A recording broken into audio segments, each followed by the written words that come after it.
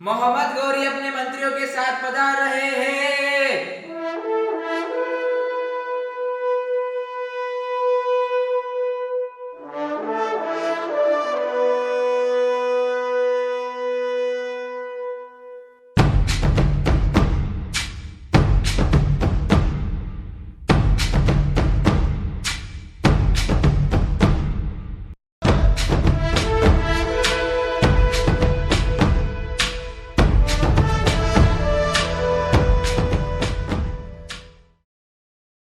हम इतिहास के पन्नों को खोलकर देखें तो देखेंगे कि हाथ में तलवार लिए गजनी के सुल्तान मोहम्मद गौरी हिंदुस्तान के राज्यों पर धावा बोलना और घुसपैठ करना ताकि गजनी ताकतवर और धनी देश बन सके। हिंदुस्तान को सोने की चिड़िया कहते थे। वहीं दिल्ली जिसके सिंहासन पर पृथ्वीराज चौहान विराजमान थे, वो वीर और युद्ध कला के माहिर योद्धा थे।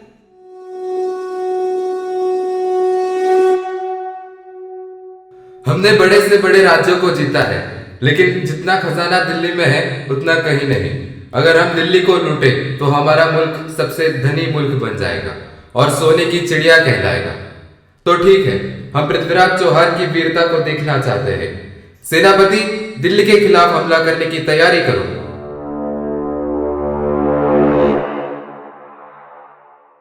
इधर दिल्ली के शासक कानों तक युद्ध की सूचना पहुंचती है। महाराज की जय हो, महाराज की जय हो। महाराज, अभी अभी सूचना मिली है कि गजनी के सुल्तान मोहम्मद गौरी हिंदुस्तान पर हमला करने की तैयारी में है। पृथ्वीराज चौहान इतना कमजोर नहीं कि मोहम्मद गौरी जैसे दुष्ट लुटेरे से भयभीत हो जाए। हम राजपूत हैं, राजपूत किसी से नहीं डरते। करने दो उसे हमला। मोहम्मद गौरी दिल्ली पर हमला बोल देता है। गौरी और पृथ्वीराज चौहान के बीच घमासान युद्ध होता है।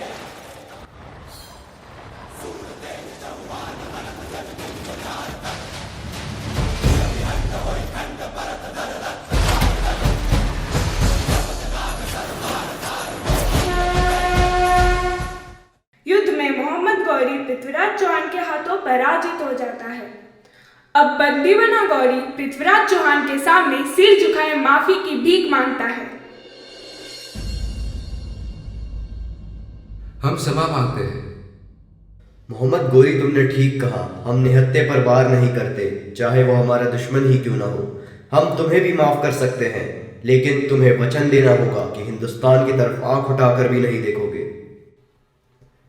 खुदा की कसम, सुल्तान मैं हिंदुस्तान को कभी हानि नहीं पहुंचाऊंगा।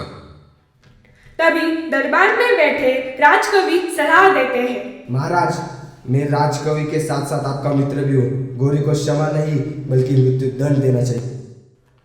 हम आपके सुझाव का सम्मान करते हैं, लेकिन गलती सुधारने के लिए हर किसी को एक मौका मिलना चाहिए। हम गौरी को क्षमादान देते हैं। इस तरह क्षमादान पाकर मोहम्मद गौरी गजनी वापस लौट आता है, परंतु अभी भी वो अपनी हरकतों से बाज नहीं आता। वो दिल्ली का खजाना लूटने के लिए षड्यंत्र पर षड्यंत्र रचता रहता है। पृथ्वीराज चौहान से ईर्ष्या करने वाले सिर्फ मोहम्मद गौरी ही नहीं, बल्कि देश के राज्यों के कई सम्राट भी थे।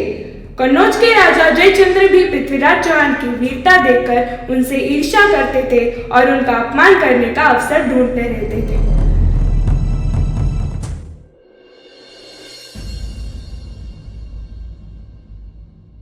ये कन्नौज के दरबार का दृश्य है, जहां जयचंद्र अपने सिंहासन पर विराजमान है। हम अपनी पुत्री संयोगिता के स्वयंवर का आयोजन करते हैं, जिसमें पृथ्वीराज चौहान के अलावा हिंदुस्तान के सभी राजाओं का आमंत्रण दिया जाए। जब ये संयोगिता को पता चलता है तो वो अपने पिता के दरबार में जाती है।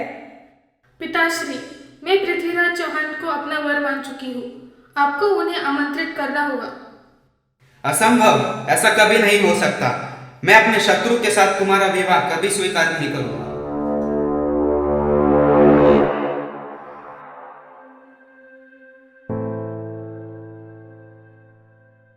पिता से अस्वीकृति मिलने पर संयोगिता चिंतित मुद्रा में अपने कक्ष में जाती है तथा विचार करने के पश्चात सेवक के हाथ गुप्तवश अपने स्वयंवर में आने का निमंत्रण देती है।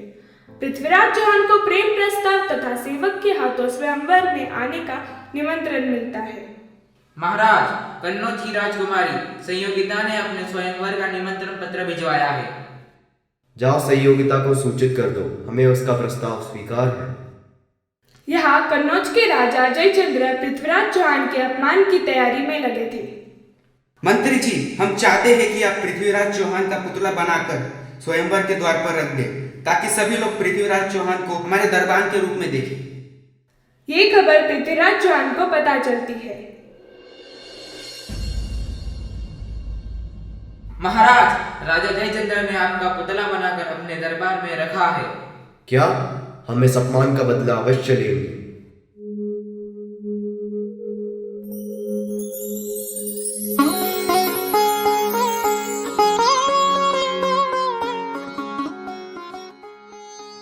आज कन्नौज की राजकुमारी संयोगिता का स्वयंवर है। हिंदुस्तान के कई सम्राट उपस्थित हैं। संयोगिता जयमाला लिए सभी को स्वीकारते हुए आगे बढ़ रही है और वो पृथ्वीराज चौहान की प्रतिमा के पास पहुंच जाती है और उस प्रतिमा को जयमाला पहना देती है। सभी सम्राट संयोगिता को हैरानी से देखते हैं। तभी पृथ्वीराज चौहान घोड़े पर सवार वहां उपस्थित होते हैं।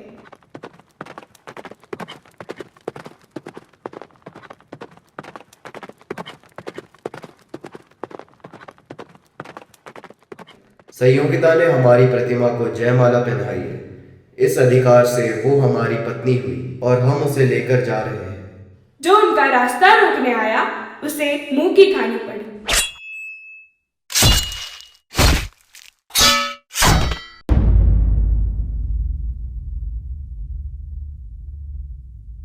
पृथ्वीराज चौहान ने हमारी भरी सभा में हमारा अपमान कर अच्छा नहीं किया।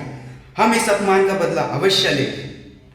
क्षमा करें महाराज, हम अकेले पृथ्वीराज चौहान का सामना नहीं कर सकते। एक ही ऐसा व्यक्ति है जो हमारी सहायता कर सकता है, वो है गजनी का सुल्तान मोहम्मद गौरी। राजा जयचंद्र अपना प्रस्ताव मोहम्मद गौरी तक पहुंचाता है। सुल्तान की जय हो। कन्नौज के महाराज जयचंद्र आपके साथ हाथ मिलाना चाहते हैं। आप पृथ्वीराज पर हमला करें। हमारी सेना आपके साथ है। सारा धन आपका होगा और सियासत जयचंद्र महाराज की। हमें उनका प्रस्ताव मंजूर है। जल्द ही युद्ध की तैयारी करें। अपने शत्रु पृथ्वीराज चौहान से बदला लेने का यह सुनहरा अवसर पाकर मोहम्मद गौरी फूले ना समाये। चाहे कोई कितना ही बलवान क्यों ना हो, युद्ध इंसान को कमजोर बना ही देता है।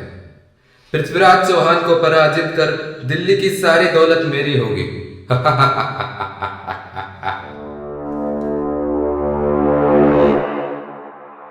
अत्यंत विशाल सेना बनाकर जयचंद्र और मोहम्मद गौरी दिल्ली पर आक्रमण कर देते हैं।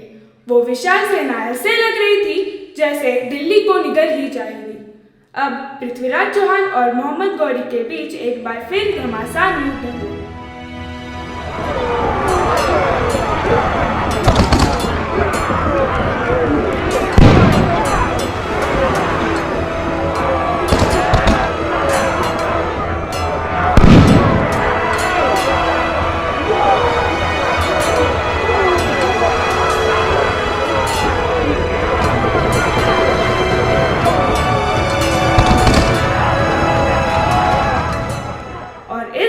पृथ्वीराज चौहान को पराजय का सामना करना पड़ता है।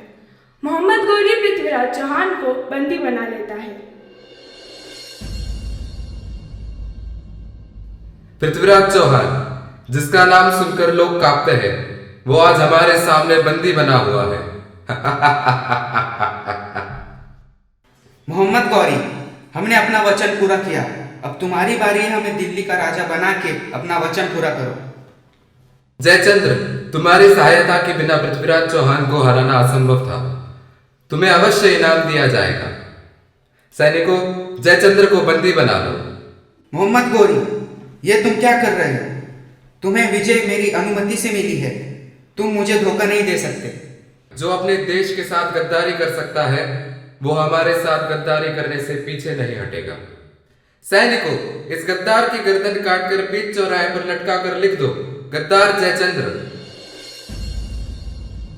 मोहम्मद गौरी जयचंद्र को बीचों बीच चौराहे पर मरवा देता है और उसकी सारी दौलत हड़प लेता है।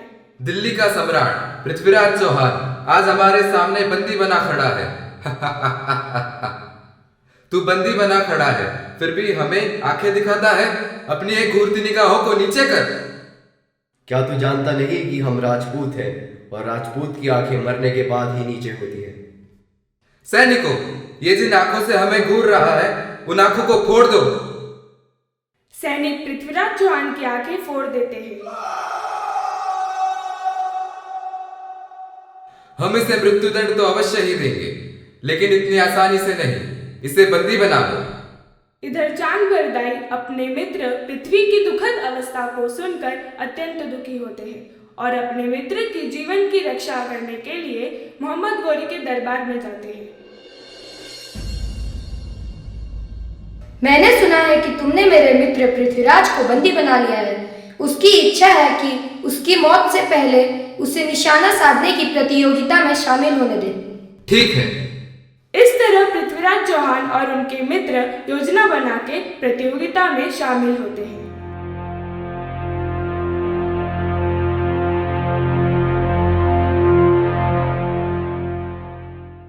आपकी आवाज सुनकर मेरे मित्र निशाना साध देंगे, परंतु आपको 3 बार हुक्म देना होगा, तभी वे तीर चलाएंगे। पृथ्वीराज चौहान, मैं तुम्हें हुक्म देता हूँ। तीर चलाओ पृथ्वीराज, लगाओ निशाना। निशाना साधो पृथ्वीराज। 4 बास गज अंगुल अष्ट प्रमाण, ता ऊपर सुल्तान चुकियो ना चौहान।